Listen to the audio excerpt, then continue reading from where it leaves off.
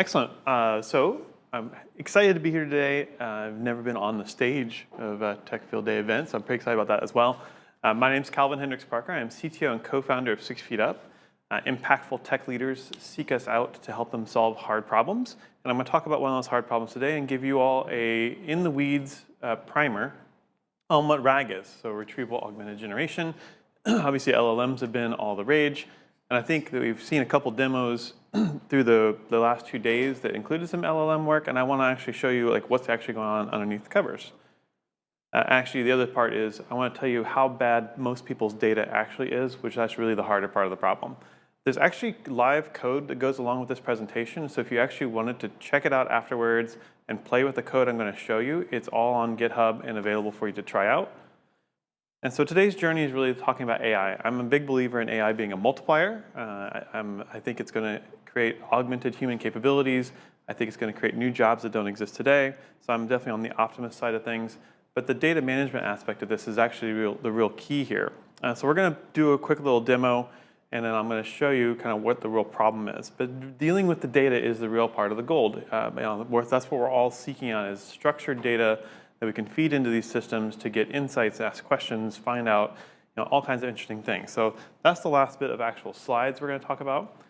The heart of the problem here, so I gave this presentation at Good Tech Fest earlier this month in Utah. And it's a great conference, it has great speakers, but you wouldn't know it because going to the site is actually kind of a terrible experience. Sorry to the organizers, you did a great conference. I loved it, it was fun being there, I'm glad I got to present. But this site does no favors for those attendees who are coming to that actual conference. The data is locked behind really hard to understand HTML that's generated by Squarespace. Squarespace actually has other issues I'll talk about as well. And one of the things that they also did kind of a disservice to is if you look at the recordings, this is just an example, this is kind of post-conference. If I wanted to find a talk by a specific person, for example, I wanted to find my talk in here, the only place my name is on this page is in that image that they use as the placeholder for a link to my talk. My name is not in the page anywhere else. So how do I deal with this if I wanted to do something interesting? So in this case, what we did is I scraped all the data off of the event's website, and I'm going to show you 3 different LLM tools I used in concert to create a chatbot that I can talk to the data on this site. So that'll be the first demo we're going to do here, and then I'll walk you through some of the code. So behind the covers, what this is actually doing right now is taking the scraped data. I've loaded it all into a vector DB called ChromaDB. I use the OpenAI embeddings API. That's the first AI piece that I used as part of this journey. And then I've turned it into a chatbot. So what conference are we at?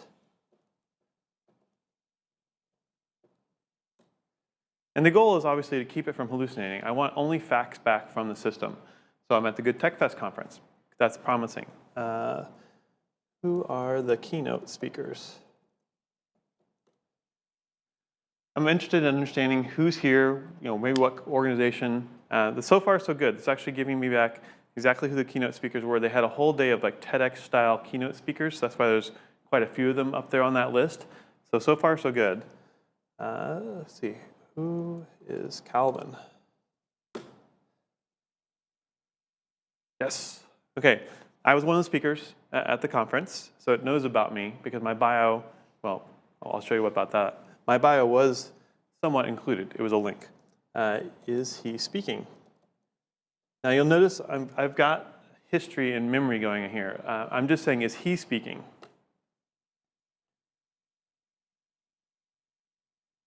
Oh, it says here, wait a minute, is Calvin speaking? The beauty of live demos, right?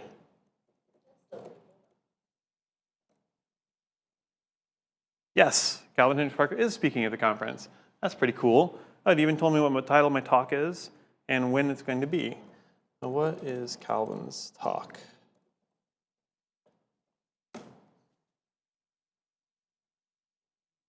So this is actually the talk I'm giving you right now. It's kind of a little bit meta, kind of cool.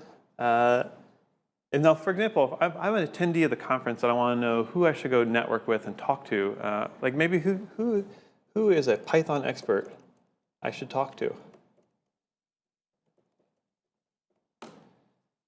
And it's not surprising, the answer is me, because I'm a Python expert and I'm at this conference. It's kind of cool. Another thing, so now who should Calvin network with? That's actually probably more important for me as an attendee. Like, who should Calvin network with? Give me a list of 5 with a reason. This is the probably real power, I think, of these LLMs and event sites and conferences like this. It's because a lot of times I go to these conferences, I don't necessarily know all the people who are there, and I may not know why I want to talk to them. This is looking at everyone's bios who are on the speakers pages. Well, I say that loosely. The bios were not on the speakers pages. This is another thing where I actually had to use some APIs to go get their LinkedIn data, and I extracted that into the content that I'm now using in this vector database. So now I can see, like, oh, I should go talk to Rodrigo. He's the director of Justica Labs, and Rodrigo's work involves justice and technology. There's an AI, tie-in here with me and Python, and actually I did meet Rodrigo, super interesting guy, and it was an excellent experience. So, like, again, I mentioned there's 3 aspects of AI I'm using here. One of them was the embeddings from OpenAI to populate my ChromaDB database. That's where I take the embeddings, put it alongside the documents, and then as I'm doing these searches, I'm looking in that ChromaDB database to actually do the embeddings API again, find closest matches, send those along as context. That's why this is not hallucinating and actually giving me valid information behind the scenes. The other bit of technology I did, which I kind of alluded to earlier, was the names of the speakers were only in those images. If I wanted to know the names of all the speakers, I had to do obviously some trickery. We'll look at, so when I extracted the data, so I did a couple here. If you look at the load data Python module inside of here, there is here it is, get the image speakers. So in this case, I'm looking for the image speakers. Actually, I will be talking to OpenAI, get the image data. I take the data of the image, like I take the actual image, I pass it up to extract names for images, a GPT-4 vision preview. So I'm actually calling the OpenAI's API. I've got the prompt right here. What are the names of the images? Names are usually given as larger text. I give a little bit of a guidance on how to extract that information out of there. And then I pull that out, put it into my metadata, and I load it into that ChromaDB database. So that's the second piece of like AI technology I'm using in this demo, is to basically make up for that gap in how terrible their data was. The third piece is then what you just saw there, which was the chat. So taking the embeddings data, taking the vector database documents, going and actually searching the OpenAI, or using OpenAI and feeding it all that context window. So let's look at that code specifically.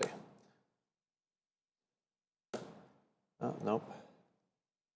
Query. So this is the main heart of what you're just seeing me run. It is only 100 lines of Python code that runs that whole chatbot demo. Now, again, all the magic was in extracting the data. The data was the real bit here. In that repository, if you want to see the data, there is a folder called data.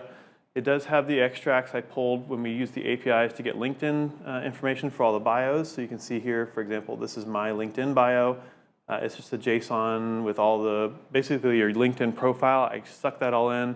Since it's structured data, AIs love structured data. I was able to reuse that really, really quickly to get good structured data out of there.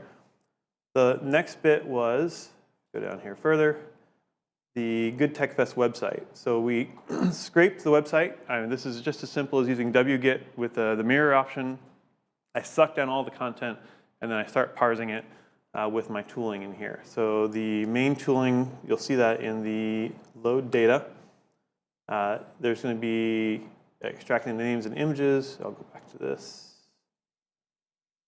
Handle the documents, handle the good text. Like, there were some special cases. Like, sometimes the slashes meant something, sometimes they didn't. This is dealing with the horrible structure of data coming out of Squarespace sites. Another pro tip, Squarespace will rate limit you. So we had to throttle our access. We had to simulate different user agents to make sure we look like legitimate traffic. All that is baked into here. You can actually check that all out and understand how we extracted the data in a way we can make it very usable. And then basically, the thing you really care about here is the query. So when we get into showing off the data, and that's 100 lines, including I wanted it to be a fancy CLI. So I've got like VI key bindings baked into there. I've got history, completion. So if you just type GO, it'll start completing Good Tech Fest. We also grab our open API keys.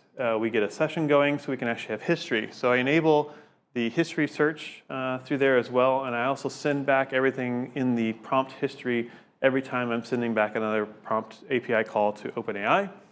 Here is the magical system prompt. You are a helpful assistant that will help me look for common answers to things that are going on this specific conference.